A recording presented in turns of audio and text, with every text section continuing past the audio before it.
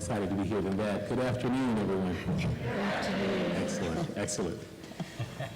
The struggle for equality of access to formal education and the equality of excellent educational outcomes is part of the history of education in this country and is tied up with the economic, political, and social history of the people who comprise it. From the beginning of this nation, there were barriers to education across racial lines, from school funding to culturally responsive education, and from achievement gaps to disparate academic opportunities, offerings, and resources. Challenges were plentiful, and the solutions seemed few and far between. Approaches and resources for achieving equality and equity in public schooling along with the aforementioned social identity lines are still evolving, and this afternoon's event entitled Talking About Race and Education in America provides us with a wonderful opportunity to continue discussions on the history, impact, and evolution of this important subject matter. My name is Kevin McDonald, and I am delighted to serve as the moderator for this afternoon's event, where we will examine race and education in America. I am delighted to have a wonderful panelist who I will introduce later. You will see here that there are microphones for you to ask questions as they evolve in your minds. But now, I'd like to call your attention first to the brochure that you received so that you can recognize the sponsors and the session organizers and join me in thanking them for putting on this very important event.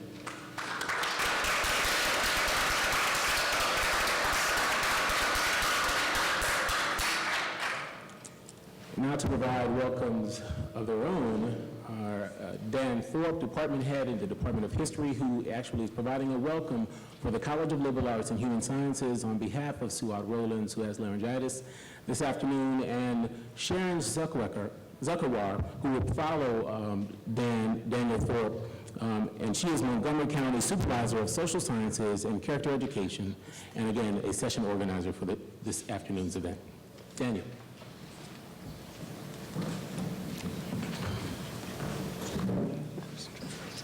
Thanks, Kevin. As Kevin said, I am here on behalf of Dean Sue Ott Rollins of the College of Liberal Arts and Human Sciences, and it's actually convenient that she's out with laryngitis today because I'm not sure that she would thank herself, but I do want to specifically thank the college for the financial support that is making this workshop possible through the college diversity grant program. The Department of History, mainly through Professor Tom Ewing, requested and secured from the college a grant that's helping to pay for this workshop. And so I want to thank the dean in a way she probably would not do herself if she were here, so this is convenient. Now, changing hats, I will be the dean. I'd like to, first of all, welcome you to talking about race and education in America this afternoon on behalf of the College of Liberal Arts and Human Sciences. And I'd like to thank you for being here. I know that this time of year we all have a tremendous number of things to get done before the semester is over or the week is over. And I want to thank you for taking time to join us in this important conversation. It's particularly important to this college because since its inception, among the values of the College of Liberal Arts and Human Sciences have been an effort to create opportunities for intellectual stimulation that are derived from an appreciation of the multiple perspectives that flourish within a diverse community, and of fostering supportive and collaborative initiatives that bring people together to discuss those creative opportunities. This forum is one such opportunity. It's a wonderful opportunity for us. It's a wonderful use of the college's money, and I thank you for joining us.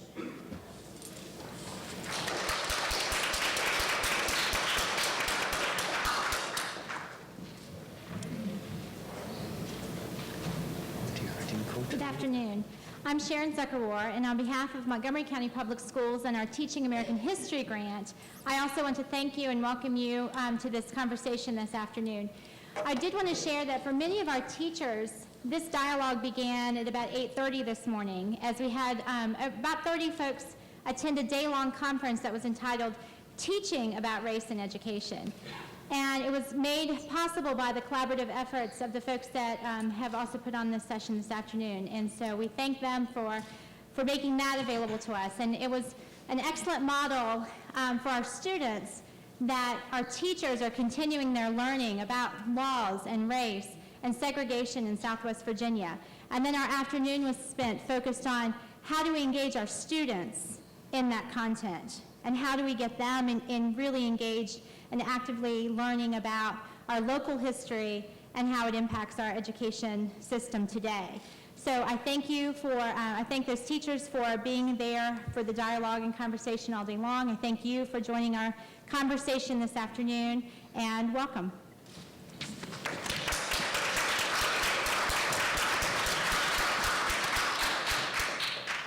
Thank you, Sharon.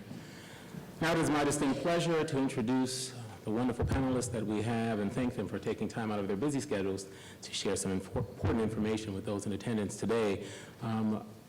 I won't read their entire bios, but would like to direct you to those brief bios which are outlined in the brochures that you have.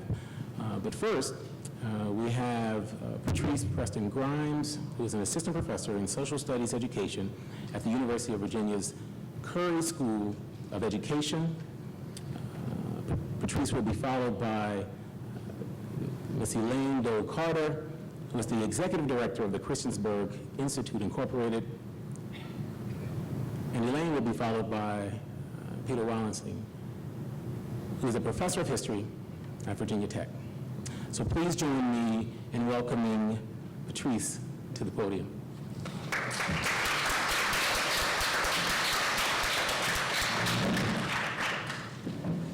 Thank you. It has been a full and wonderful day. I'm delighted that I can publicly thank all of the teachers who were at the workshop that we had today. And I clearly understand, as the other speakers said, a time commitment. And any time you're away from your room for one day, it really is a commitment. And they were engaged and wonderful. And I was also delighted to be a part of the distinguished panel. When I was asked to speak today with the subject, education and race, there's so many ways that I could have looked at it. But usually when I'm in doubt, I get still and I hear those spirits and those voices of my elders who say to me, breathe, relax, and just speak from your heart. And that's what I intend to do today. I'm going to tell you about a group of ladies who very much have touched my life. And I call them my teacher ladies, because it was through my teacher ladies and doing my research that I came to know schooling in the South, not only in Georgia, where my teacher ladies are, but more recently in Virginia, as I'm having conversations in Central Virginia with retired teachers about what that experience was about. And so part of this is sharing my own journey with you. I'm a granddaughter of Jim Crow, and I'm definitely a child of Brown. And my life was immeasurably different by the fact that I lived a couple hundred miles north of the Mason-Dixon line rather than south. But my roots are very deep in the West Virginia area, which I didn't learn, matter of fact, until a few years ago. So at the time I did this research, I didn't have that personal connection. But once that was established, I've really become rooted in the work. And so I'm going to be moving backward, or going back, to help to bring us forward, because I truly believe we cannot understand where we're going until we see where we've been. And there's so many things that we can build on from that to help us as we look at race and education today. So as a researcher in part, as a teacher in part, and then as this person who was on a search or a quest to become more whole, I had some questions in my mind in looking at education and teaching. In teaching my sixth grade students, at the particular time that I began this research, there were some students who were getting it, which was a sense of themselves and their history and culture, and there were other students who weren't getting it. There were also beginning to be clashes with my students in my class, because at that time I taught black and white and had a few Hispanic students in my class as well. And all of a sudden one day when I heard them arguing and it wasn't going well, I thought, wait a minute. It wasn't always like this. There was a time, I truly believe, when their interest and engagement in democracy, in civics, in their community was much greater. And as a social studies teacher who was teaching civics that year, I was determined that I wanted to make a way to make that real. So in the course of doing all that, I decided that before I could teach my students, I needed to ask some questions. And looking at the history, I saw that some of the very people who were involved in the civil rights movement were people who were not that much older than the students that I was teaching. The research academic was telling me African American students aren't engaged. They just don't get it. We can't get along. But that didn't make sense to me because I remembered when the students sat in Greensboro. I remembered how young Martin Luther King was at the time he started his particular movement. And I'm thinking, somehow, somewhere, they got it. And how did they get it? And in going back and back and back in time, I hit the wall of Brown. But I realized that wasn't it. Because for many of my children in my middle school class, it was Brown versus Board of Education, 1954, and that's when this all began. And we know that's not the case. When I jumped that wall and I went into the next era, my life literally changed. So what I'd like to do today is share with you a little bit about what I learned about the teacher ladies. 5 African American women who taught in Georgia in this particular case in the 1930s and 40s, and specifically how they taught their children in segregated schools about justice, citizenship, and democracy, when in public, those same children would have to drink from colored water fountains. And I thought to myself, if these women were able to do that, how did they do it? But what can I learn from them to be a better teacher to my students in the same way they seem to be to so many? So that's where the questions began. So I decided if I could find them, and I did, and I had research to work with that. I wanted to know, what did their classrooms look like? How did they teach? Did they teach academic subjects at all? Because so much of what we know about the history of African American schooling, we talk about the context in which things occurred. We talk about the culture and the sense of community, but very little literature at this point talked about, but what actually happened in classrooms.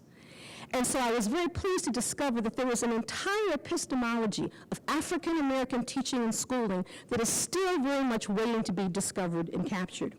So when I began to look at that question, not only examining their professional practices, but also how being a teacher affected them and what they believed in, it was a quest. Did lots of reading, looked at the traditional literature on citizenship and democracy, and we all know that if we're talking about social justice and democratic issues, John Dewey's name must be there. So looking at Dewey's literature and moving forward, reading to see where are the African American voices in this literature, because they were not existing in the mainstream literature of the time, but very pleasantly did I find that there was very much dialogue going on in African American intellectual communities about justice, freedom, and civil rights. I read that everyone wanted their students to be good future citizens. The work of Carter G. Woodson, which we don't hear enough about, was very significant at that particular point in time. But yet it still didn't tell me about what actually happened in that classroom. That's when the digging began. By looking at those primary source documents, by going to people's homes in those garages and underneath those beds and in those closets, I was very fortunate to find materials. And one source in particular was extremely helpful, and that was the newsletter of the African American Teachers Association. It was called The Herald. Dr. Horace C. Tate was the executive director, and it was a professional magazine that African American educators had that was published for 40 consecutive years. And it's estimated that by 1950, over 10,000 readers read that magazine.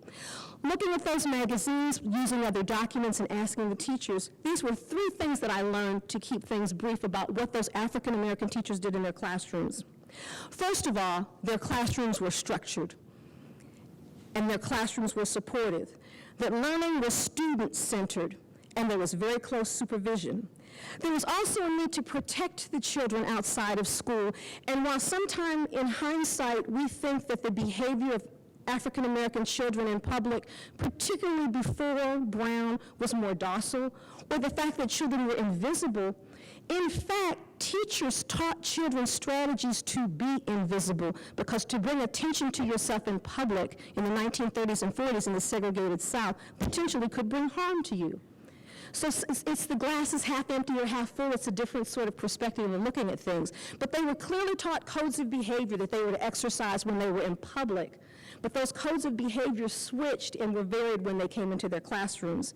So in that case, the African American teacher during that period of time was very much the encourager. Secondly, the African-American teacher of these teachers that I talked to was a counselor. Not only were they working with children academically, but there were specific curriculum activities and guidelines that they had. In the particular state that I studied, there was professional development and training. If people didn't get it within the state, there were national networks that we're now discovering that were being developed. And the teachers were very clear about communicating information.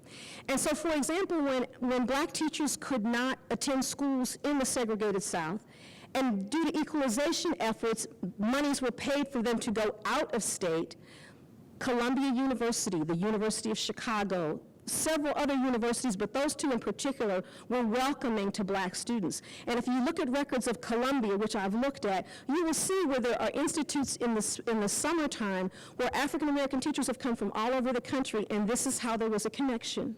So one of my questions was, in looking at social studies and civic curricula in the South, how could people in North Carolina say what people were saying in Virginia, say what people were saying in Texas? And again, this is just, can't draw the exact dots. We're still working on that. But the evidence indicates that through these professional networks that they developed when they were in their summer programs, that they were able to communicate and sustain that communication along the way.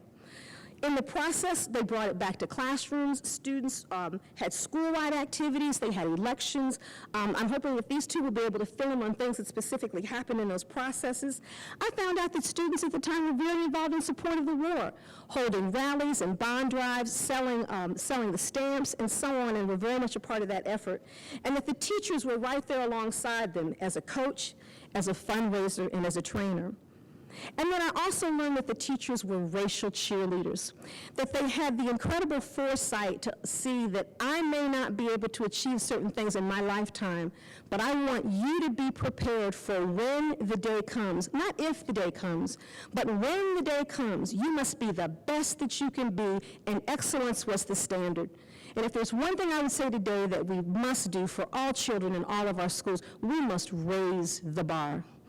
We must not settle for the benchmarks. We must raise the bar and expect excellence. And clearly many of the students lived up to that. So what would I take away from that in the brief time that we have, and I hope we'll be open to questions? Probably above everything, there was a resiliency. That so often it's easy to look at the numbers, and the numbers can be discouraging. We know what the conditions were, and many of us are learning exactly what the inequities were.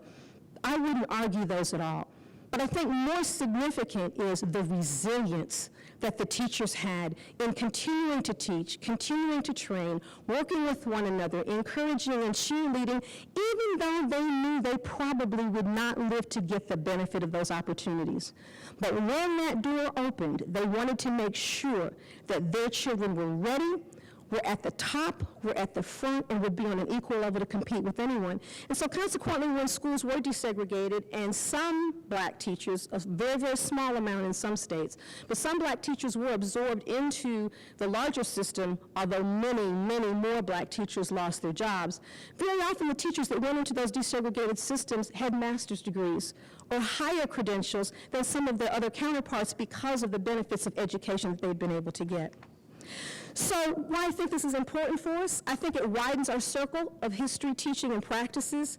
I think it's so important for us as we look through history to understand, as Ronald Takaki has so eloquently done, the different mirror, the different perspectives, and that we can all be on the same continuum, but we have these complementary stories that are flowing at the same time. And only when we understand the breadth and the fullness of those stories can we really understand the experience.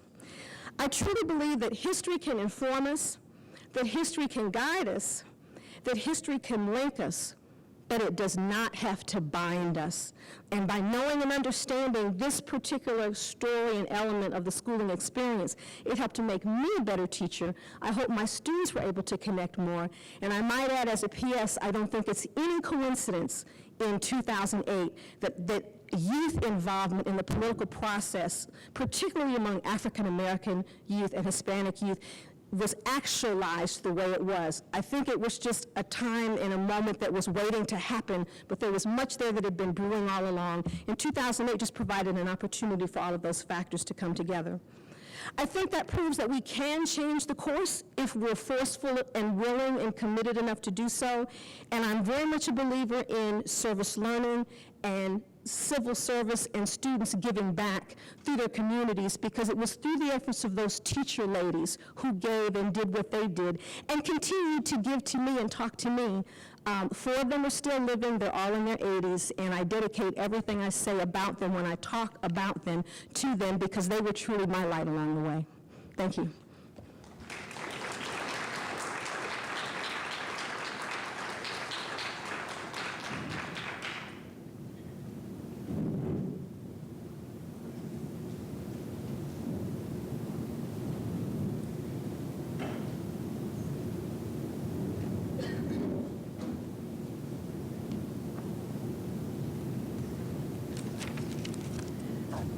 Well, another greeting of good afternoon.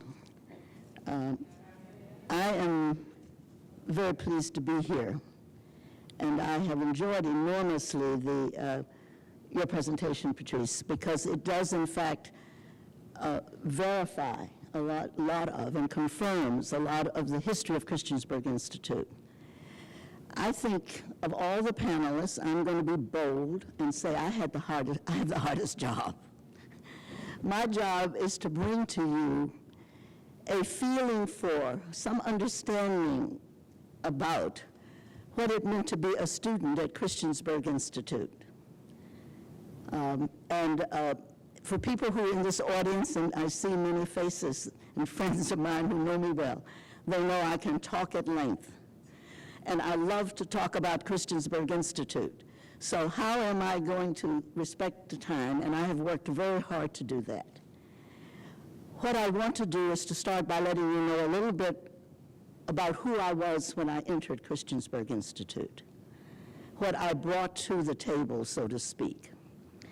The other thing I want to do is to, out of 2 major incidents in my life as a student, I'm going to try to squeeze into that story a portrait of a place, the nature of teaching, a little bit about the relationships, and mostly what I want to do is to leave you with more questions than answers, because I cannot convey, telling you in the short period of time that I have, how I developed such a love and passion for Christiansburg Institute, how it enabled me to trust my own capacity as a student and to trust, in fact, all of the members of my so-called, quote, the term I hate to use, race. So that I was a child of slavery. My grandparents had been enslaved.